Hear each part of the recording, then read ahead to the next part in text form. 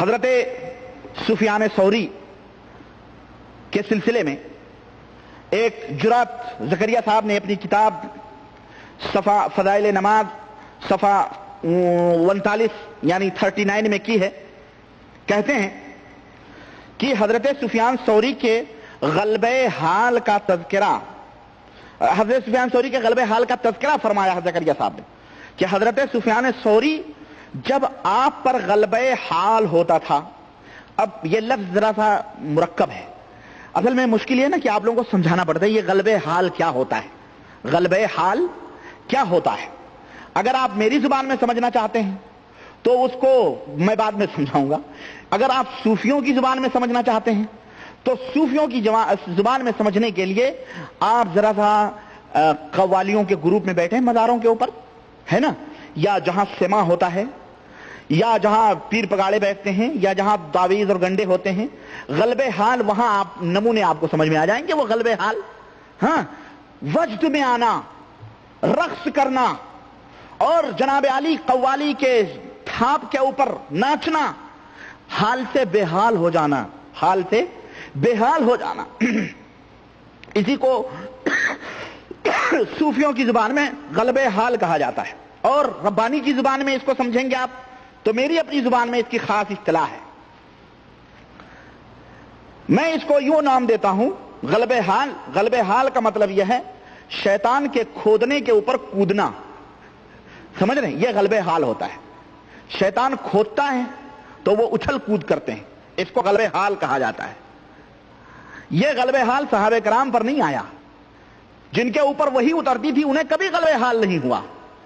اس دور کے اور اس دور کے کچھ جو ان کے تذکرے وہ غلبہ حال. اس میں کیا ہوتا ہے, اس میں غلبہ حال جب ہوتا ہے آدمی بے حال ہو جاتا ہے, مجنون ہو جاتا ہے, کپڑے نکال دیتا ہے نا. اور میں نے بتایا ہے غلبہ حال کے موضوع پر حضرت خواجہ بندہ نواز گیسو کی کتاب جو جوامع الکلم ہے, اس میں خواجہ بندہ گیسو نواز جو شیعہ اور رافضی تھا, جس کی قبر آج پوجی جا رہی ہے گلبرگہ, اور اس کو شریف کہا جاتا ہے. نہ جانے کتنے غیر شریف موجود ہیں, بددین لوگ, انہیں شریف کہا گیا ہے. بہرحال وہ خواجہ بندہ گیسو نواز جو کہ پرلے درجے کا گھٹیا شیعہ تھا, اور یہودیوں کی ناجائز نہیں بلکہ جائز اولاد میں کہتا ہوں اس کو, ہے نا, یہودیوں نے پیدا کیا تھا. رافضی اور شیعہ شاطم صحابہ تھا. چنانچہ وہ اپنی کتاب جوامع الکلم کے اندر اردو ترجمے کے اندر اس نے لکھا ہے کہ اوجدی اوحدی ایک بزرگ تھے, ان کو حال جب آتا تھا تو وہ خوبصورت لونڈوں کے اوپر کود پڑتے تھے. نعوذ باللہ, یہ صوفیوں کا حال ہے. اللہ ایسے حال سے ہمیں بے حال کر دے, ہم ایسے حال کے. تو یہی غلبہ حال ہے صوفیوں کا. انہوں نے صحابہ کو بھی نہیں چھوڑا. دیکھیں یہ تبلیغی جماعت کا غلبہ حال. کہہ رہے ہیں کہ غلبہ حال حضرت سفیان ثوری کے غلبہ حال کا تذکرہ کیا ہے. کہتے ہیں کہ جب حضرت سفیان ثوری پر غلبہ حال ہوتا تھا تو 7 روز تک آپ نہ کھاتے تھے اور نہ سوتے تھے. میں کہا نا شیطان وہ کھودتا ہے تو نیند کہاں آئے, نہ نیند نینا, نہ آنکھ چینا, نہ نیند نینا, ہے نا, نہ خود ہی آئے نہ بھیجیں پتیاں والا مسئلہ ہے یہ. تو نہ کھاتے تھے اور نہ ہی سوتے تھے. اچھا, کھاتے تھے ہی نہیں, نہ کھاتے تھے اور نہ سوتے تھے. اب میں پوچھنا چاہتا ہوں تبلیغی جماعت کے بھائیوں, یہ غلبہ حال شریعت کی کون سی اصطلاح ہے یہ بتلاؤ. تم کہتے ہو نا کہ میں دین کی تبلیغ کرنا ہے, دین دین دین دین دین, ہاں, یہ کون سا دین ہے؟ غلبہ حال ذرا ان وہابیوں کو بھی سمجھاؤ. ان وہابیوں, میں کہا کرتا ہوں ہم پہ ظاہر ہے تمہارا باطن, ہم پہ ظاہر ہے تمہارا باطن, منہ نہ کھلواؤ میں وہابی ہوں, منہ نہ کھلواؤ. تم دوسروں کو زہد و ورع کی دھمکیاں دینا, تم دوسروں کو تقوی کی لالچ, تقوی اور اس کے جال پھیلا کے پھانسنا, تم دوسروں کو اپنے بزرگیت اور اپنی قطبیت اور ابدالیت اور ولایت کے کرشمے اور جو ہے شعبدے بازیاں دکھانا. لیکن تمہیں ہم جانتے پہچانتے ہیں. تمہیں رئیس امروہی کا شعر مجھے یاد آ گیا, تمہیں ہم جانتے پہچانتے ہیں, کبھی ہم سے اداکاری نہ کرنا. تمہیں ہم جانتے پہچانتے ہیں, ہمارے سامنے اداکاریاں نہیں چلتی, ہم جانتے ہیں اداکاری کیا ہوتی. ہاں, تو یہ ان سے پوچھنا چاہتا ہوں میں, میرے بھائیوں تبلیغی جماعت کے, ذرا اپنے حضرت امیر سے پوچھے یہ غلبہ حال کیا ہوتا ہے. آگے بڑھتے ہیں. اور میں یہ بھی پوچھنا چاہتا ہوں کہ کیا کسی صحابی پر رضی اللہ تعالی عنہ رضوان اللہ علیہم اجمعین، کیا ان صحابہ پر بھی کبھی غلبہ حال ہوا جو ولایت کے اس مقام پہ فائز تھے جن کے بارے میں پاک پروردگار نے آسمانوں سے وحیاں اتاری اور فرمایا کہ محمد الرسول اللہ والذین آمنوا معہ اشداء علی الکفار ورحماء بینہم تراہم رکعن، اللہ تعالیٰ نے ان کی نشانیاں بتلائیں کہ محمد صلی اللہ علیہ وسلم اللہ کے رسول ہیں اور جو آپ کے صحابہ ہیں وہ کافروں پر گرم ہیں اور آپس میں نہایت ہی نرم ہیں۔ ان کی تعریف پروردگار نے کی جو اللہ کی بارگاہ میں رکوع اور سجدے کرتے ہیں، جن کی پیشانیوں پہ نماز کے دبے ہیں، جن کے تذکرے توریت اور زبور اور پچھلی کتابوں میں موجود ہیں، جو اس قدر مقام پہ فائز ہوں، انہیں کبھی غلبہ حال ہوا؟ کوئی بھی ایک گڑھی ہوئی روایت بتا دو کہ ابو بکر ناچے ہوں نعوذ باللہ، عمر رضی اللہ تعالیٰ عنہ ناچے ہوں، کوئی بتاؤ ہم کو۔ یہ کون سی شریعت ہے جس کی تبلیغ اور جس کی نشر و اشاعت تم کر رہے ہو؟ کہیں یہ صوفی، یہ یہودیوں برہمنوں کا دین تو نہیں ہے؟ مسلمانوں، تبلیغی جماعت کے بھائیوں، بسم اللہ الرحمن الرحیم۔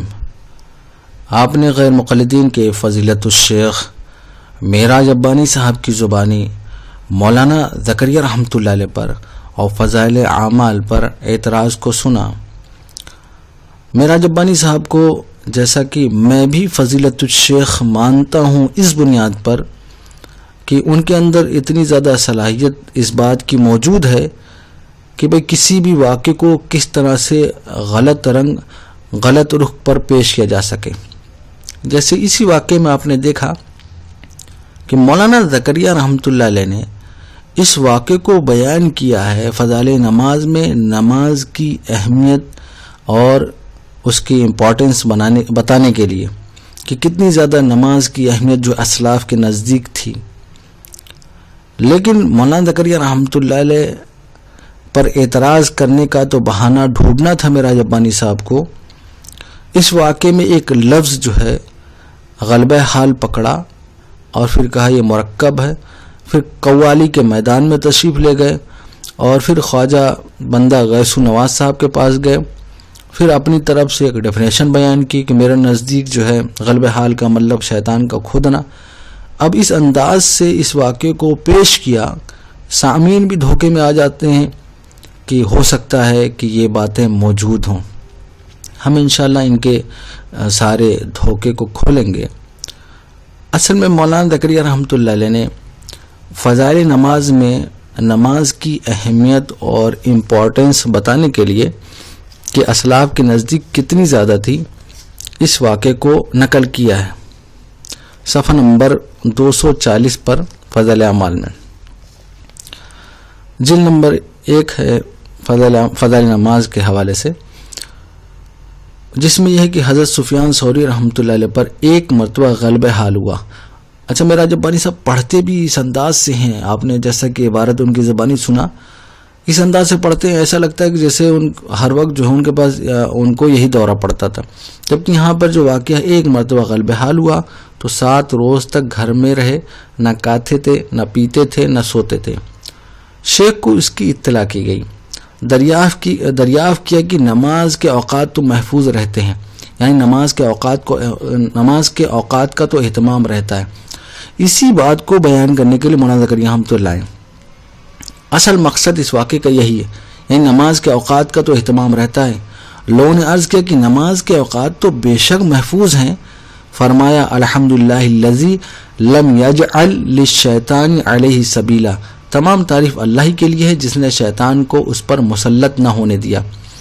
اب دیکھیے یہ انہوں نے پورا پڑھا نہیں، یہاں تو دیکھیے واقعہ میں موجود ہے کہ تمام تعریف اللہ ہی کے لیے ہے جس نے شیطان کو اس پر مسلط نہ ہونے دیا، اور بہجت النفوس کے حوالے سے مولانا زکریا رحمۃ اللہ نے پیش کیا، لیکن غلبہ حال کو مرکب بنایا اور وہاں سے قوالی کے میدان میں گئے اور پھر اپنی طرف سے ایک ڈیفینیشن بیان کی ہے، میرے نزدیک جو ہے شیطان جب کھودتا ہے اس کو غلبہ حال کہتے ہیں۔ جبکہ یہاں پر یہ ہے کہ جس نے شیطان کو اس پر مسلط نہ ہونے دیا، تمام تعریف اللہ ہی کے لیے۔ مولانا زکریا رحمۃ اللہ علیہ اس واقعے کو لائے ہیں اس بنیاد پر کہ دیکھیے، اور یہی جو بات شروع سے حدیث نمبر 9 کے تحت چل رہی ہے، اور یہی شروع کی نماز کی اہمیت کو بیان کرنے کے لیے، اور بیچ میں ضمناً جو ہے آخر میں ایک واقعہ تذکرہ کر دیا کہ دیکھیے اس حالت میں بھی جو ہے اسلاف جو ہے نماز کا اتنا اہتمام کرتے تھے، اور یہی ٹکڑا جو ہے جس کو بیان کرنے کا مقصد ہے، دریافت کیا کہ نماز کے اوقات تو محفوظ رہتے ہیں، یعنی نماز کے اوقات تو اہتمام رہتا ہے۔ لوگوں نے عرض کیا کہ نماز کے اوقات بے شک محفوظ ہیں۔ اب یہ بہجت النفوس جو ہے یہ کون سی کتاب ہے؟ آئیے ذرا اس کے حوالے سے ہم ذرا اس بات کی وضاحت کر دیتے ہیں۔ مولانا زکریا رحمۃ اللہ علیہ نے بہجت النفوس کا حوالہ دیا ہے۔ اصل میں بہجت النفوس جو ہے ابن ابی جمرہ رحمۃ اللہ علیہ کی کتاب ہے۔ یہ شرح مختصر صحیح بخاری، یعنی بخاری شریف کی جو ہے مختصر طور پر شرح، اس کا نام بہجت النفوس ہے۔ ابن ابی جمرہ رحمۃ اللہ علیہ جن کی وفات 699 ہجری میں ہوئی ہے، جلد نمبر 1 صفحہ نمبر 49 پر اس واقعے کو ابن ابی جمرہ رحمۃ اللہ علیہ نے بیان کیا۔ یہ ابن ابی جمرہ رحمۃ اللہ علیہ کوئی چھوٹی موٹی پرسنالٹی نہیں، بلکہ یہ وہ شخصیت ہیں کہ جن کی باتوں سے ابن حجر عسقلانی رحمۃ اللہ علیہ جیسا محقق فتح الباری میں بہت سی جگہوں پر ان کی باتوں سے استدلال فرماتے ہیں۔ تو یہ انہوں نے مختصر طور پر بخاری کی شرح کی ہے، جس کو بہجت النفوس سے جانا جاتا ہے، اور یہ واقعہ جو مولانا زکریا رحمۃ اللہ نقل کیا ہے وہ صفحہ نمبر 49 پہ موجود ہے۔ اب میرا جب بانی صاحب یہ کہتے ہیں، ایک ڈیفینیشن بیان کرتے ہیں کہ غلب حال کا مطلب ناچنا، اور پھر نعوذ باللہ من ذالک صحابہ سے ناچنے کی دلیل جو ہے مانگ رہے، جبکہ چاہیے یہ تھا کہ بھئی جو غلب حال کا یہاں تذکرہ ہے اس پر اعتراض کرتے۔ یہاں پر تو غلب حال میں ان کے ساتھ کیا ہوا اس کا تذکرہ موجود ہے، اس کا تذکرہ موجود ہے۔ اور یہ جو ہے جیسا کہ میں نے بیان کیا کہ انہوں نے پہلا اسٹیپ لیا مرکب کا، پھر وہاں سے قوالی کے میدان میں گئے، پھر خواجہ بندہ غیث نواز کی کتاب پر گئے، پھر ایک ڈیفینیشن بیان کی ناچنا، پھر مطالبہ کیا کہ بھئی صحابہ سے نعوذ باللہ من ذالک ناچنے کی ڈیفینیشن دو، جبکہ چاہیے تو یہ تھا کہ بھئی اس میں یہ موجود ہے کہ بھئی ان پر جو ہے غلب حال آیا تو نماز بھی جو ہے پابندی سے پڑھتے تھے۔ اور مولانا زکریا رحمۃ اللہ علیہ نے ایک بات نہیں لکھی ہے، لیکن ابن ابی جمرہ رحمۃ اللہ علیہ کی جو مختصر طور پر بخاری کی شرح ہے بہجت النفوس وہاں موجود ہے، اس درمیان وہ اللہ کا ذکر کرتے تھے۔ میرا جب بانی صاحب کہتے ہیں شیطان کھودتا ہے تو غلب حال ہوتا ہے، بھئی یہ شیطان کھودے گا تو کیا وہ اللہ کا ذکر کریں گے؟ میرا جب بانی صاحب ذرا واقعے کو پوری طرح سے پڑھنے کے بعد پھر تبصرہ کیجئے۔ آپ تو شروعات میں تبصرہ کر دیتے ہیں پھر واقعہ پڑھتے ہیں، ہونے چاہیے کہ پورا واقعہ پڑھنے کے بعد آپ تبصرہ کرتے۔ تو وہاں پر باقاعدہ بہجت النفوس موجود ہے کہ اس درمیان وہ اللہ کا ذکر کرتے تھے، اس درمیان اللہ کا ذکر کرتے تھے۔ اب میرا جب بانی صاحب کہتے ہیں کہ یعنی یہ صوفیہ کا دین یہودی کا دین ہے، میرا جب بانی صاحب یہاں پر جو ہے بات جو ہے یہودی کی دین کی ہے نہیں کہ بھئی جس کو بیان کیا جائے۔ آپ تو الزام تراشی میں بہت بڑے اسپیشلسٹ ہیں، کیا نماز کی اہمیت کو بیان کرنا اور اسلاف کے ہاں نماز کی کتنی اہمیت تھی یہ یہودی کا دین بیان کرنا ہے؟ مولانا زکریا رحمۃ اللہ علیہ جو یہاں پر اس واقعے کو بیان کیا ہے نماز کی اہمیت اور امپورٹنس کو، کہ بھئی دیکھو اس درمیان بھی اس حالت میں بھی نماز محفوظ رہتی ہے، اور اس درمیان وہ اللہ کا ذکر کرتے تھے۔ اب ایک بات بیان کر دوں میں کہ ابن ابی جمرہ رحمۃ اللہ علیہ نے ثوری رحمۃ اللہ علیہ کے حوالے سے اس واقعے کو بیان کیا ہے۔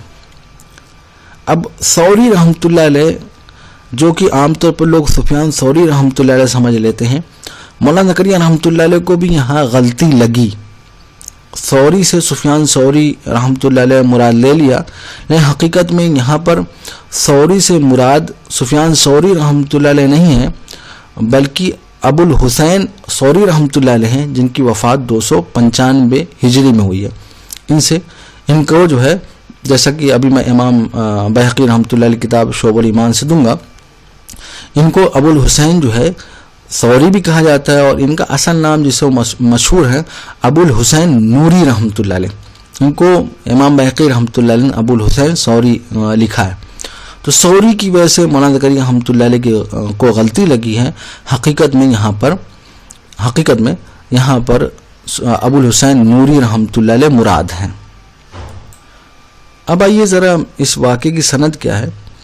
اور یہ شعب الایمان للبیہقی، امام بہقی رحمۃ اللہ علیہ کتاب ہے، وفات 458 ہجری میں ہوئی، جلد نمبر 5 صفحہ نمبر 144 پر سند کے ساتھ موجود ہے. اس میں بھی غلبہ حال کا جو ہے تذکرہ ہے، لیکن الفاظ تھوڑا سا مختلف ہیں. مولانا زکریا رحمۃ اللہ علیہ تو بہجت النفوس ابن ابی چمرہ رحمۃ اللہ علیہ کے حوالے سے نقل کیا ان کی کتاب میں، جیسا کہ میں نے حوالہ دیا. اما آئیے امام بہقی رحمۃ اللہ علیہ کتاب سے ذرا وہ واقعہ پڑھ کر سنا دیتا ہوں. امام بہقی رحمۃ اللہ علیہ امام بہقی رحمۃ اللہ نمبر 5 صفحہ نمبر 144 پر یہ واقعہ نقل کرتے ہیں سند کے ساتھ. ہمیں خبر دی ابو محمد بن یوسف نے، انہوں نے سنا ابو العباس عبدالعزیز بن عمر مسعودی نے دینور میں وہ کہتے تھے کہ ہمارے لیے بیان کیا ابو الحسین ثوری رحمۃ اللہ علیہ نے. وہ 7 دن رات جو ہے نہ کھایا نہ پیا نہ سوئے. اس بات کی اطلاع جنید بغدادی رحمۃ اللہ، حضرت عطا اور حضرت شبلی رحمۃ اللہ دی گئی. یہ تینوں بزرگ اس کے پاس آئے اور آ کر اس کے پاس رک گئے. کسی نے اسے بتایا کہ جنید اور عطا اور شبلی تیرے پاس آ کر کھڑے ہیں. اس نے نظر اٹھا کر ان کو دیکھا. چنانچہ جنید بغدادی رحمۃ اللہ ان سے کہا، آپ نے اپنے آپ کو جس تکلیف اور مشقت میں واقع رکھا، میں نہیں سمجھ سکا ہوں کہ یہ کس لیے کر رہے ہیں. آپ ہمیں اس بارے میں کچھ بتائیے. ابو الحسین ثوری رحمۃ اللہ نے جواب میں کہا کہ میں کہتا ہوں اللہ. تم لوگ اللہ کہنے پر کوئی اضافہ کر سکتے ہو تو کہو. چنانچہ حضرت شبلی نے ان سے کہا، اگر آپ اللہ کہتے ہیں تو اللہ کے حکم مطابق تو پھر اللہ کا انعام ہے اور احسان ہے اس میں جو آپ کہتے ہیں. اور اگر آپ اللہ کہتے ہیں اپنے دل کے کہنے سے یا اپنی مرضی سے تو آپ کے لیے اللہ کی طرف سے کوئی اجر و ثواب نہیں ہے. کہتے ہیں جلدی سے وہ سجدے میں گر گئے اور یہ کہنا شروع کیا، میں توبہ کرتا ہوں، میں توبہ کرتا ہوں، میں توبہ کرتا ہوں. حضرت جنید نے منظر دیکھا تو بے ساختہ پکار اٹھے، بے شک شبلی کی تلواریں خون ٹپکاتی رہیں گی، یعنی حق گوئی کرتے رہیں گے. یہ شعب الایمان للبیہقی میں جو ہے موجود ہے. یعنی ان پر جو غلبہ حال آیا کہ وہ جو ہے نہ کھاتے تھے نہ پیتے تھے اور نہ سوتے تھے اور ہر وقت جو ہے اللہ کا ذکر کرتے تھے. اور وہاں پہ بھی موجود ہے بہجت النفوس میں کہ اللہ کا ذکر کرتے تھے. یہ تیسرا حوالہ التعارف لمذہب اہل تصوف محمد بن اسحاق کلابازی رحمۃ اللہ علیہ، وفات 380 ہجری، جلد نمبر 1 صفحہ نمبر 131. چوتھا حوالہ التحبیر فی التذکیر، امام کشیری رحمۃ اللہ کتاب ہے، وفات 465 ہجری میں ہوئی، صفحہ نمبر 10 پر یہ بات موجود ہے. پانچواں حوالہ عرائس البیان صدر الدین روزبہان بقلی رحمۃ اللہ، وفات 606 ہجری، جلد نمبر 1 صفحہ نمبر 17 پر یہ بات موجود ہے. چھٹا حوالہ حقائق التفسیر ابو عبد الرحمن محمد سلمی رحمۃ اللہ علیہ، وفات 412 ہجری، صفحہ نمبر 29 پر موجود ہے. ساتواں حوالہ نسمات الاسحار شیخ علوان حموی رحمۃ اللہ علیہ، وفات 936 ہجری، صفحہ نمبر 41 اور 42 پر یہ بات موجود ہے. ہم نے آپ کے سامنے کچھ حوالے جات پیش کیے کہ اسلاف کے اسکالر نے اس واقعے کو بیان کیا ہے. مولانا زکریا رحمۃ اللہ علیہ نے اسلاف کے یہاں نماز کی کتنی زیادہ اہمیت تھی اس بات کو بیان کرنے کے لیے اس واقعے کو نقل کیا ہے. اب انہوں نے کہا کہ بھئی ذرا اپنے امیر صاحب سے پوچھو کہ غلبہ حال کیا ہے. اب غلبہ حال کی وضاحت اس واقعے میں موجود تھی کہ بھئی وہ نہ کھاتے تھے نہ پیتے تھے نہ سوتے تھے، صرف اللہ کا ذکر کرتے تھے اور نماز پڑھتے تھے، نماز کے اوقات محفوظ تھے. یہ موجود تھا. آپ اس پر تبصرہ فرماتے نا. اب آئیے، انہوں نے کہا کہ بھئی ذرا غلبہ حال کیا ہے، صحابہ کو کبھی غلبہ حال ہوا، ہم سے پوچھ رہے ہیں تو ہم بھی ذرا اسلاف کے حوالے سے، جہاں کیونکہ ہم ان کی طرح تھوڑی ڈیفینیشن بیان کر دیں گے، اپنی طرف سے ڈیفینیشن بیان کر دی کہ میرے یہاں غلبہ حال کا مطلب شیطان کھودتا ہے تو آدمی اچھلتا کودتا ہے. ہم جو ہے سلف کے بہت مشہور اسکالر ہیں محمد بن اسحاق کلابازی رحمۃ اللہ، وفات 380 ہجری میں ہوئی، اور التعارف لمذہب اہل تصوف اردو ترجمہ ہے، صفحہ نمبر 179 180 181 182 سے. میں ذرا غلبہ حال کا تذکرہ کر دیتا ہوں. غلبہ کا تذکرہ۔ غلبہ ایک ایسی حالت ہے جب بندے پر طاری ہوتی ہے تو وہ اسباب کا ملاحظہ نہیں کر سکتا، نہ ہی آداب کا لحاظ رکھ سکتا ہے، اور وہ اس میں اس قدر گرفتار ہوتا ہے جو چیزیں اس کے سامنے آتی ہیں ان میں امتیاز نہیں کر سکتا، اور بعض اوقات ایسا بھی ہوتا ہے وہ ایسی بات کر بیٹھتا ہے جس سے وہ لوگ جو اس کی حالت کو نہیں جانتے ناپسندیدگی کی نگاہ سے دیکھتے ہیں، اور جب غلبہ کی کیفیت دور ہو جاتی ہے تو بندہ اپنی اصلی حالت پر آ جاتا ہے۔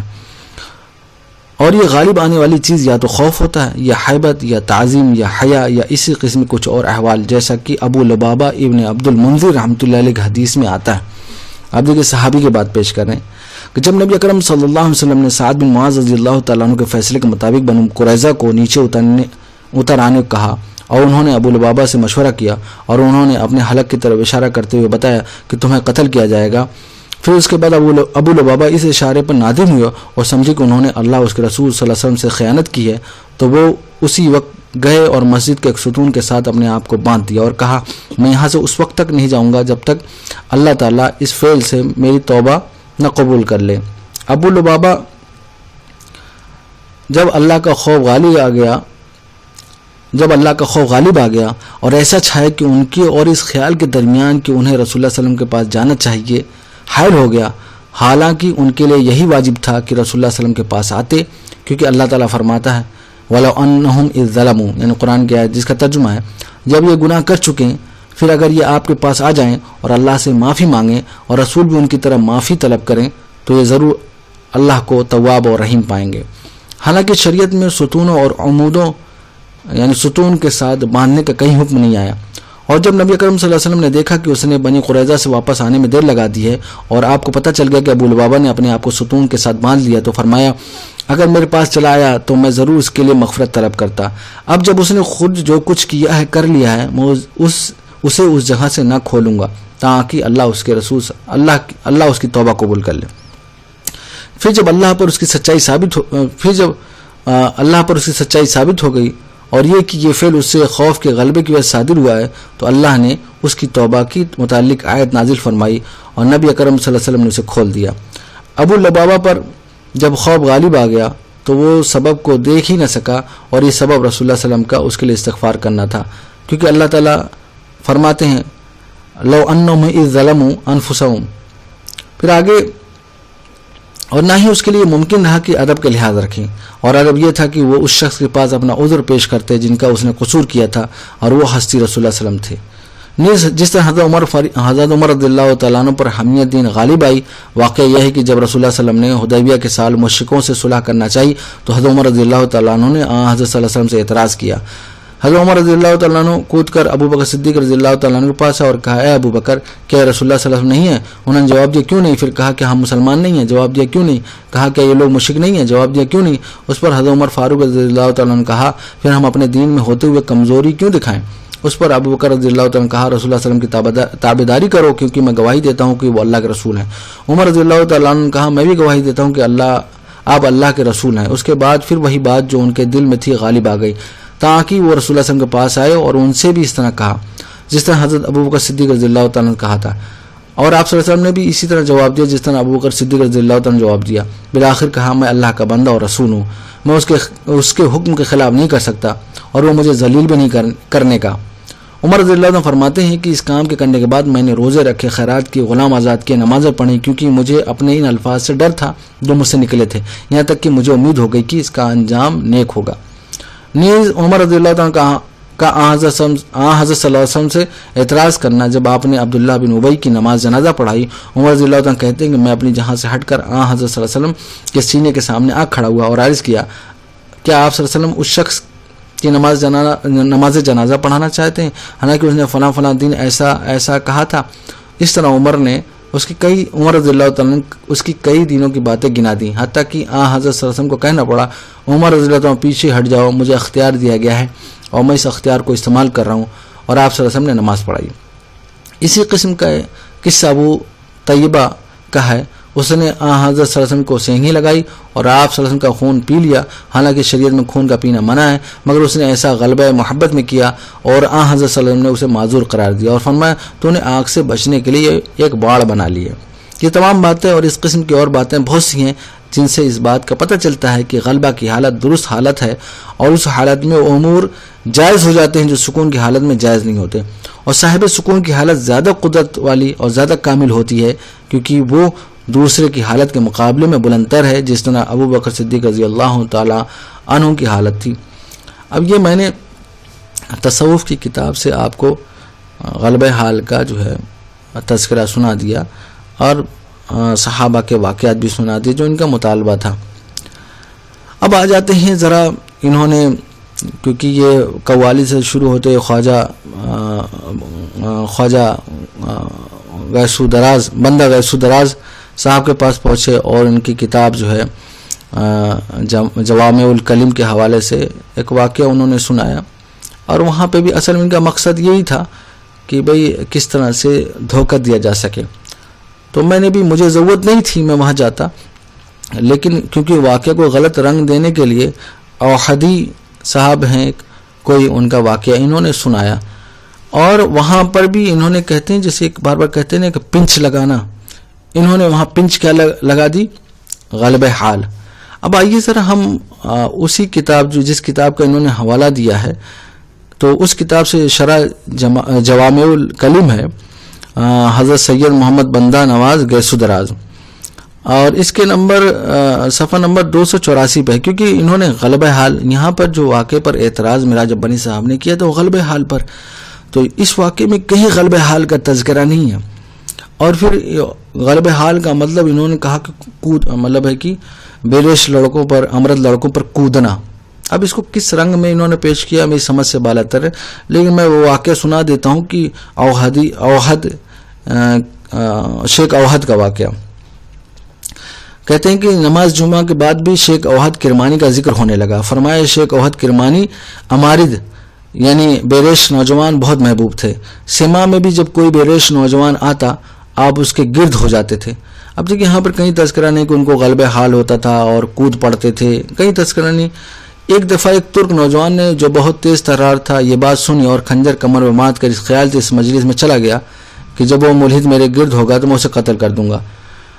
شیخ سما میں مشغول تھے، وہ جوان آیا اور شیخ کے سامنے کھڑا ہو گیا، تو اس پر شیخ نے جو آگے پورا تفصیلاً تذکرہ، شیخ نے اشعار پڑھے اور روب جلال کی وجہ سے بے ہوش ہو گیا اور انتقال کر گیا۔ یہ واقعہ، اب اس واقعے میں نے کوئی تذکرہ ہے غلبہ حال کا، میں نے صرف یہ واقعہ جو کیونکہ انہوں نے واقعے کو غلط رنگ دینے کی کوشش کی فضائل اعمال کا، اور قوالی سے غلبہ حال کی طرف قوالی سے جو شیخ اوحد کے پاس گئے اور وہاں سے غلبہ حال پیش کیا کہ بھائی حسین لڑکوں پر کودنا، تو یہاں پر ایسی کوئی بات نہیں کہ حسین لڑکوں پر کودتے تھے اور ان کو غلبہ حال میں ایسا ہوتا تھا، یہاں پر ایسی کوئی بات نہیں ہے۔ تو یہ میں نے ان کا دھوکہ کھولنے کے لیے صرف اس کتاب کی طرف گیا، ورنہ مجھے ضرورت ہی نہیں کہ بھائی اس کا جواب دینے کی۔ صفحہ نمبر 284 پر یہ بات موجود ہے۔ باقی انہوں نے خواجہ غیثو دراز صاحب کے بارے میں کہا کہ بھئی وہ یہودی کے جائز اولاد تھے۔ اب میراج ربانی صاحب نے کس بنیاد پر کہا، اور پھر کہا کہ رافضی اور شیعہ تھے، یہ خواجہ غیثو دراز صاحب کے حالات پر کتاب ہے مرتب جو ہے، انہی کتاب سے ان کی خواجہ بندہ جو ہے غیثو دراز تلخیص تصنیفات و الفاظات مرتب اقبال الدین احمد صاحب، اس کے صفحہ نمبر جو ہے 105 پہ موجود ہے افضل صحابی۔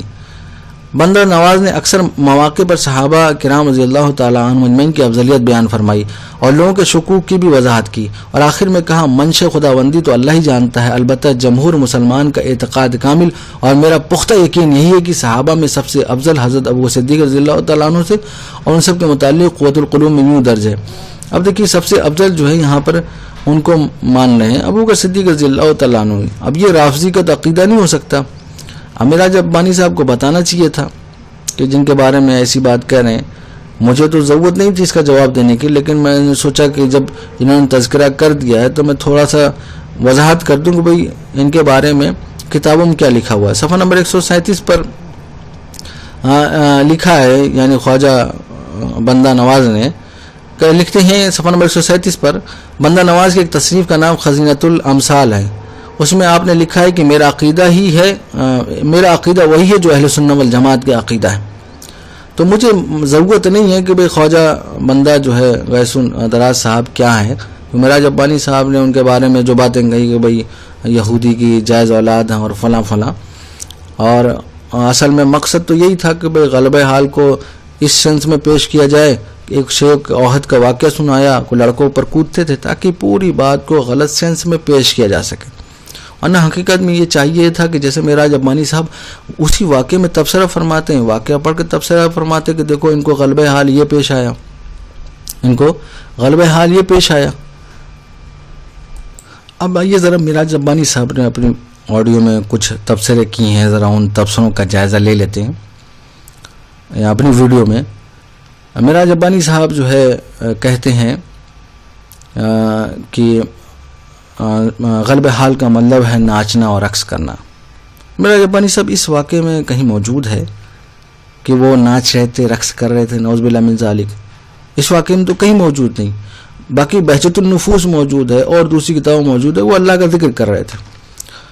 اور اس کے علاوہ انہوں نے شیطان کھودنے کی جو ڈیفینیشن بیان کی ہے، تو بھائی معراج ربانی صاحب آپ کے اپنے ڈیفینیشن ہمارے لیے تھوڑی حجت ہے، کم سے کم جو ہے تصوف کی کتابوں سے پیش کرتے۔ اور اس کے علاوہ یہ کہتے ہیں کہ غلبہ حال شریعت کی کون سی اصطلاح ہے۔ معراج ربانی صاحب آپ اپنے بارے میں اشعار بھی پڑھ رہے ہیں کہ وہابی ہیں، ہمیں پوچھتے ہیں کہ یہ وہابی جو ہے شریعت کی کون سی اصطلاح ہے، کون سے صحابہ نے؟ آپ یہ ہم سے کہتے ہیں کہ بھئی کیا صحابہ پر کبھی غلبہ حال آیا؟ میں نے تو تعارف کے حوالے سے پیش کر دیا ہے۔ باقی معراج ربانی صاحب ہم بھی آپ سے پوچھتے ہیں کہ بھئی کس صحابی نے اپنے آپ کو جو ہے وہابی کہا؟ ذرا ہمیں بھی حوالہ دیجئے، جیسے آپ ہم سے مطالبہ کرتے ہیں ہم بھی آپ سے پوچھتے ہیں کہ بھئی ذرا دے دیں حوالہ۔ باقی یہ کہتے ہیں معراج ربانی صاحب کہتے ہیں کہ غلبہ حال شریعت کی کون سی اصطلاح ہے۔ ہم معراج ربانی صاحب سے کہتے ہیں کہ یہ جو آپ نے غلبہ حال کی ڈیفینیشن بیان کی ہے کہ غلبہ حال کا مطلب شیطان کا کھودنا، یہ شریعت کی کون سی اصطلاح ہے؟ یہ کہاں سے لے کر آپ آئیں؟ آپ نے معراج ربانی صاحب کی زبانی سنا کہ انہوں نے گھوم پھر کر جو ہے ایک ناچنے کی ڈیفینیشن نکال کر لائے اور پھر ہم سے مطالبہ کیا کہ خلفائے راشدین سے حضرت ابو صدیق، حضرت عمر فاروق رضی اللہ تعالیٰ عنہ سے جو ہے ناچنے کا جو ہے پیش کروں۔ معراج ربانی صاحب اس واقعے میں جب ناچنے کا کوئی تذکرہ نہیں ہے تو ہمیں حوالہ دینے کی ضرورت ہی نہیں۔ اور پھر انہوں نے صحابہ کی عظمت پر جو ہے قرآن کی آیت پڑھی، تو ہم مانتے ہیں بھائی اس واقعے پہ اعتراض کرنے سے اس آیت کا کیا تعلق ہے؟ تو معراج ربانی صاحب کو جو بھی منہ میں آتا ہے بولتے چلے جاتے ہیں، چاہے کسی طرح سے بھئی کسی واقعے کو ہمیں غلط رخ میں پیش کرنا ہے، وہ اسی بنیاد پر یہ فضیلت الشیخ کہلاتے ہیں۔ ہم نے جو بھی حوالے جات پیش کیے ہیں انشاءاللہ ہم اس کا لنک جو ہے ڈسکرپشن میں دے دیں گے، وہاں پر آپ اسکین دیکھ سکتے ہیں۔ اللہ تعالیٰ جو ہے ان کے فتنہ و شرور سے ہمیں محفوظ فرمائے، آمین ثم آمین۔ آپ کو معراج ربانی صاحب کے اعتراض سے اندازہ ہو گیا ہوگا کہ اعتراضات ان کے اکثر جو ہے تعصب، ضد، بغض، نفرت اور عداوت کی بنیاد پر ہیں۔